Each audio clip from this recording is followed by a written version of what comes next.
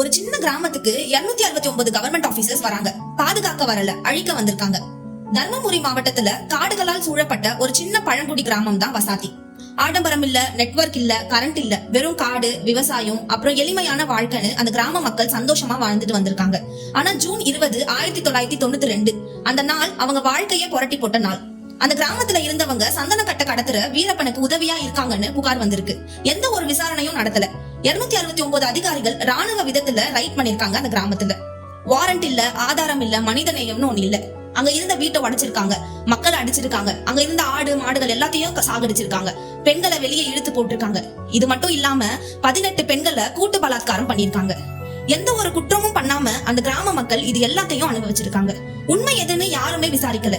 CBI விசாரணை நடந்திருக்கு. 19 வருஷத்துக்கு அப்புறம் 2011 அவங்க மேல எந்த ஒரு குற்றமும் இல்லைன்னு தீர்ப்பு வந்திருக்கு. என்ன பிரயோஜனம்? 215 அதிகாரிகள் குற்றவாளிகள்னு உறுதி செஞ்சு தண்டனையும் கொடுத்திருக்காங்க. வசாத்தி சம்பவம் ஒரு கண்ணாடி மாதிரி நம்ம நாட்டின் அமைப்பையும் மனித விரோத மனப்பான்மையும் காட்டும் ஒரு கண்ணாடி.